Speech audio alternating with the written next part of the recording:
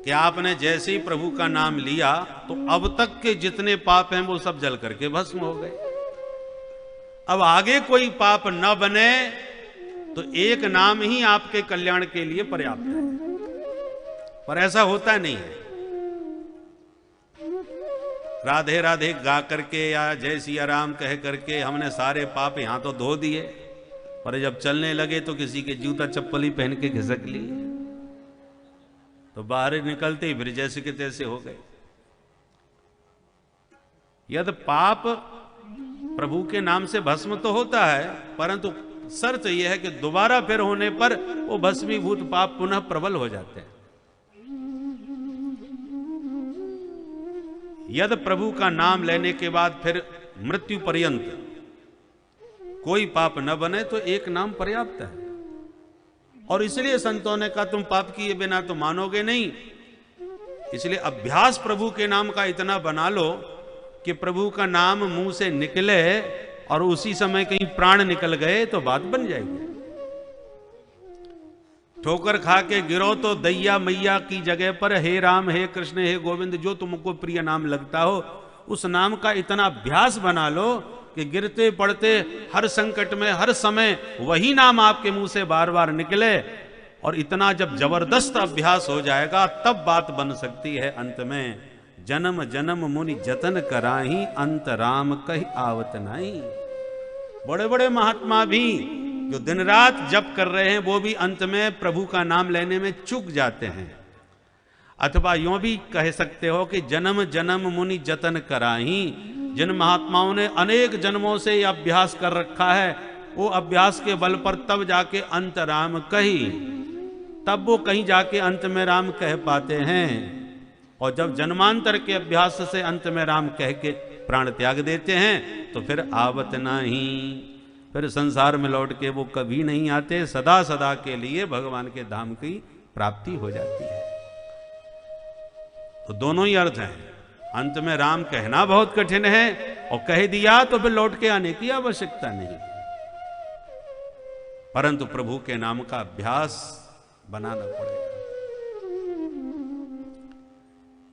एक प्रसंग आता है कि दो भाई थे, धर्मवीर और कर्मवीर, सगे भाई थे। बड़ा मैत्री थी दोनों में, बड़ी घनिष्ठता थी।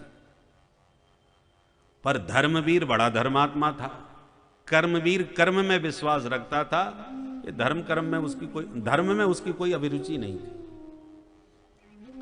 इस बात से बड़ा भाई धर्मवीर बड़ा दुखी रहता था, क्योंकि धर्मवीर के यहां तो उसके संबंध से कोई, जहां उसे पता चल गया कि कोई साधु आया है तो दौड़ के प्रणाम करके घर ले आते, उनकी इच्छानुसार उनको भोजन प्रसाद पवाते थे।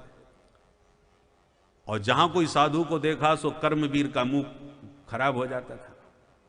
उस जब तक साधु रहेगा वो घर में ही नहीं आता था, और घर में यदि रहना ही पड़े तो कुंदी मार के कमरे में छुप जाता था कि हमें इनकी शक्ल ही नहीं देखनी है, इनके चेहरे को ही देख के हमको क्रोध आता है, ऐसा नफरत करता था। अब एक बार संतों की पुराने जमाने में जमात चलती थी, इकट्ठे महात्मा लोग चलते थे हाथी घोड़े लेकर के सब। धर्मवीर को पता चला तो जमात के पास जाकर के बोला महाराज प्रसादी हो जाए, घर में चरण पड़ जाए, बड़ा अहो भाग। बोला महात्मा बोले हाँ ठीक है आ जाएंगे, परंतु निवेदन किया महाराज हमारा एक छोटा भाई, आप बुरा मत मानना, वो साधु संतों से बड़ी नफरत करता है, यदि वो कुछ कह दे तो आप बुरा ना मानिएगा महाराज। महात्मा बोले हम तो पक्के हैं, सुनते ही रहते हैं, हम पर कोई किसी का रंग नहीं चढ़ता, कोई प्रभाव नहीं पड़ता, कहेगा तो सुन लेंगे। ठीक है महाराज। तब अब महात्माओं की मंडली आई, बढ़िया भंडारा चला। कर्मवीर को पता चला महात्मा लोग आ रहे हैं, सो कुंदी लगा करके कमरे में घुस के बैठ गया। अब महात्मा लोग आए, घंटों तक तो कीर्तन चला महाराज। फिर भंडारा जब तैयार हुआ तो फिर जय जयकार है भाई, घंटों तक जय जयकार। अब सुन के उसको तन बदन में आग लगे कर्मवीर को कि देखो ये बाबा लोग अपने पड़े पड़े घूम माल छान रहे हैं, करना धरना कुछ है नहीं, और मेरे भैया की भी बुद्धि कैसी भ्रष्ट हो गई है, इतना मेहनत से कमाई जाती है संपत्ति और सब बाबा जियों पर लौटा देता है। बड़बड़ा के खूब गालियां दे रहा भीतर से साधु संतों। अब महात्माओं को पहले ही बता चुका था धर्मवीर, तो महात्मा लोग भी बोले कोई बात नहीं कहने दो। खूब कीर्तन किया, अब जब सब पा चुके महात्मा लोग भंडारा प्रसाद, और खूब 3 बार जब जय जयकार हुई तो पंगत उठी और महात्मा लोग चल पड़े। परंतु जो श्री महंत जी थे, जो मुखिया थे साधु समाज के, हष्ट पुष्ट महात्मा थे,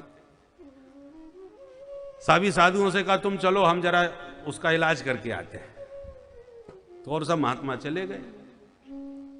और धर्मवीर से महंती जी ने कहा सुनो उसे निकालो। बोले महाराज वो निकल ही नहीं सकता। बोले ठीक है तो कभी तो निकलेगा, हम उससे मिल के ही जाएंगे।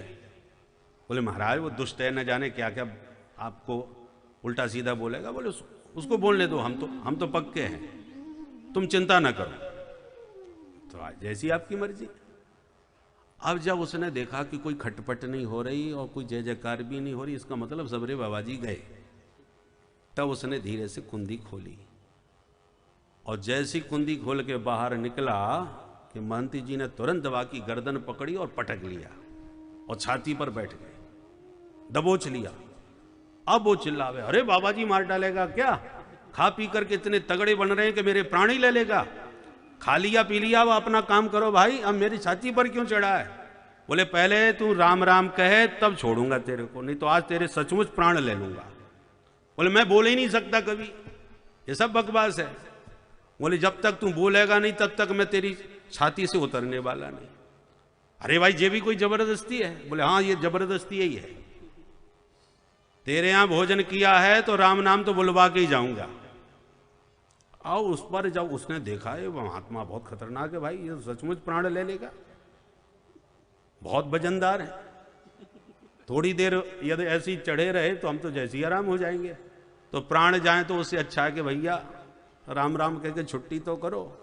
अच्छा ठीक है महाराज, जय सिया राम जय सिया राम, अब तो छोड़ो मेरे प्राण। सोई बाबा जी उतर गए और बोले सुन, अब तूने मेरे कहने से राम नाम कह तो दिया है, पर कोई इसकी कीमत मांगे या तेरे से कहे कि हमें दे दो, इसका कोई मूल्य मांगे तो मूल्य कभी मत बताना और ना इसको कभी बेचना। महाराज आप कहाँ पागलपन की बात करते हो, ये भी कोई बेचने वाली चीज है क्या, इसको कौन खरीदेगा। बोले तू तो ये बात गांठ बांध ले, या तो कोई इससे तेरे को खरीदने को कहे ये राम नाम तो तू बेचना मत, बस इतना याद रखना। बोले ठीक है महाराज आप पधारो। तो महात्मा तो चले गए। कुछ ही दिनों के बाद कर्मवीर मर गए। मरने के बाद जब नरक में पहुंचा, ये पापी था, यमराज ने बही खाता देखा है, चित्रगुप्त से पूछा भाई देखो इसका। चित्रगुप्त ने कहा महाराज नंबर 1 का पापी है, साधु संतों से इसने हमेशा नफरत की है, उनका अपमान भी खूब किया है, बस एक थोड़ा सा पुण्य है। क्या? एक बहुत अच्छे भजनानंदी संत के दुराग्रह करने पर, जबरदस्ती उनके द्वारा कहलवाने पर इसने एक बार जय सिया राम बोला था, एक बार बोला था बस, और इसके जीवन में कोई पुण्य नहीं है। तो यमराज ने कहा भाई तूने और तो कुछ अच्छा काम नहीं किया, पर एक बार एक संत के कहने से राम नाम बोला है तो बोल, तू उसके बदले में क्या चाहता है। तब उसे महात्मा की बात याद आई। वो महात्मा ने कहा था कि बेचना मत भाई। तो उसने कहा पहले ये बताओ इस एक बार राम नाम कहने का मूल्य क्या है, कीमत क्या है, मुझे कीमत का तो पता चले तब मैं कुछ मांगू। अब यमराज ने चित्रगुप्त से कहा तुम बताओ इसकी क्या कीमत लगाई जाए। यमराज बोले ये तो मुझे नहीं मालूम, मैं तो पापियों को दंड देने वाला हूं, ये राम नाम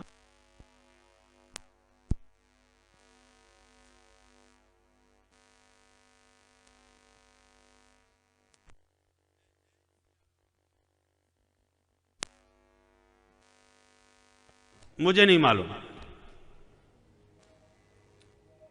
तो कर्मवीर ने कहा कि जिसको मालूम है उसके पास लेके चलो, मैं इसको बेचने वाला नहीं, मुझे इसकी कीमत पूरी पूरी चाहिए, नहीं तो तुम लोग मुझे ठग लोगे। मैं अनपढ़ अनाड़ी आदमी, मुझे इसका पूरा मूल्य मिलना चाहिए, पहले यह पता चले इसका मूल्य है क्या। तो किसको पता होगा।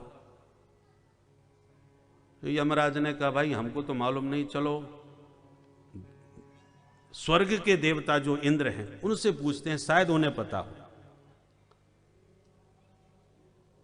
तो कर्मवीर बोला मैं ऐसे नहीं जाऊंगा, मुझे अपने राम नाम का पूरा मूल्य चाहिए और जहां भी ले जाना हो मुझे अपने कंधे पर बैठा के ले जाओ, मैं पैदल नहीं चलने वाला।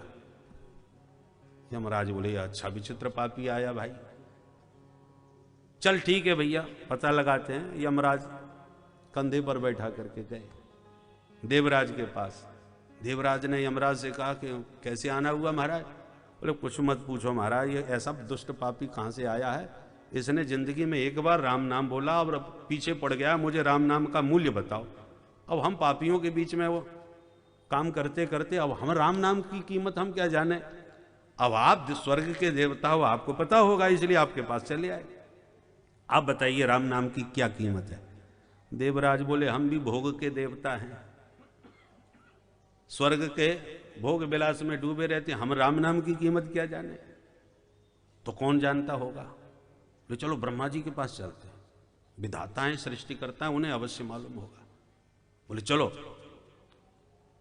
कर्मवीर बोला मैं पैदल नहीं जाऊंगा, जहां भी ले जाना है मुझे अपने साथ बैठा के ले जाओ। तो तुरंत पालकी का प्रबंध हुआ। बोले लंबी यात्रा पे है तो एक तरफ इंद्र एक तरफ यमराज पालकी में लगे और श्रीमान जी बैठ के चले। पहुंच गए ब्रह्मलोक। ब्रह्मा जी के पास जाके सारी समस्या सुनाई। ब्रह्मा जी से जब पूछा गया महाराज आप बताओ सृष्टिकर्ता हो, ये राम नाम की क्या कीमत है? ब्रह्मा जी बोले वो तो हमको भी नहीं मालूम।